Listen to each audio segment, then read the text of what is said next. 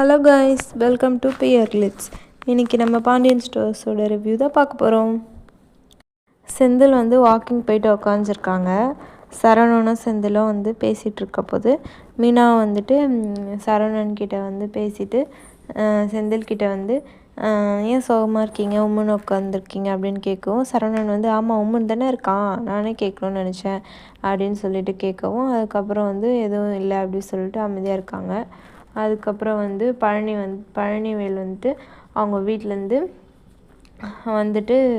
உட்காந்துட்ருக்காங்க. அதுக்கப்புறம் coffee குடிக்கிறியா, tea குடிக்கிறேன்னு கேட்டோன்னே, இல்லை நான் அன்னி கையில் குடிச்சிட்டு வந்துட்டேன் அப்படின்னு சொன்னோன்னே, எதுக்கு அண்ணன்கிட்ட சண்டை போட்டேன், என்ன அவங்க பிரச்சனை அப்படின்னு கேட்டோன்னே, உடனே அவங்க அம்மா வரா, என்ன சண்டை போட்டேன் அப்படின்னு கேட்டோன்னே மீனாவும் கேட்குறாங்க.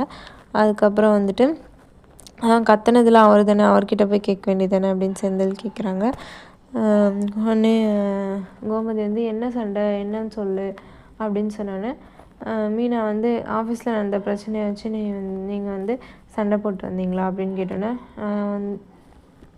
பழனிவேல் கொன்றுவேன் குத்திடுவேன் அப்படி இப்படின்னு பேசிட்டு வந்தியா நீனு அப்படின்னு சொன்னோன்னே, அப்படிலாம் பேசல மீனா, இதுக்கப்புறம் மீனா ஆஃபீஸ்க்கு போய் மிரட்டுற வேலை வச்சுருந்தா அவ்வளோதான் அப்படின்னு தான் மிரட்டினேன் அப்படின்னு சொல்லிகிட்ருக்காங்க.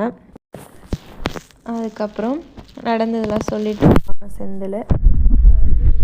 குமரவேல் நடுவில் சமாதானம் பார்த்தனா, அதான் என்னன்னு தெரியல அப்படின்னு சொன்னேன். சரவணன் ஒரு வேளை திருந்திட்டானோ அப்படின்னு சொன்னேன், அதுதான் தெரியல என்னன்னு சொல்லிட்டு அப்படின்னு சொல்லிட்டு இருக்காங்க. உடனே அரசி அவன் சமாதானப்படுத்தணுன்னா இவளுக்கு ஒரு ஆல்ரெடி அவன் பேசினோன்னே இவருக்கு ஒரு அஃபெக்ஷன், ஒரு ஃபீலிங் வர ஆரம்பிக்குது. உடனே அந்த இடத்த விட்டு எழுந்து வெளில போயிட்டு அங்கே நின்றுட்டு குமரவேல் வரானா அப்படின்னு பார்த்துட்ருக்கான். அதுக்கப்புறம் அவன் வந்தோடனே பார்த்துட்டு லைட்டாக சிரிக்கிற மாதிரி இது பண்ணிவிட்டு உள்ளே போயிட்டான். இதுக்கப்புறம் இவங்களுக்குள்ளே லவ் டெவலப் ஆகுற மாதிரி காட்டுவாங்கன்னு நினைக்கிறேன். அதுக்கப்புறம் காலையிலே கோமதி சாமி கும்பிட்றாங்க மீனா. அதுக்கப்புறமா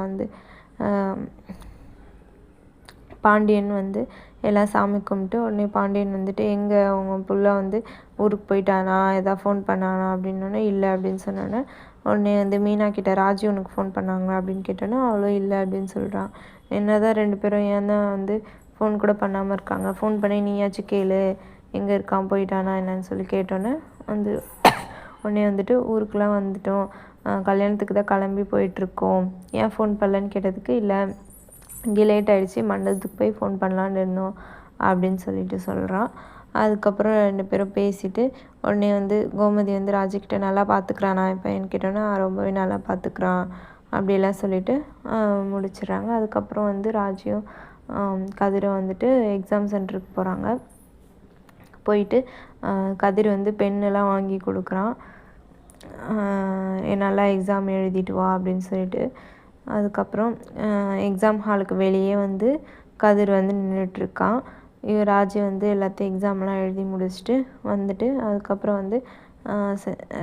கதிர் வா சாப்பிட போகலாம் அப்படின்னு கூப்பிட்றா.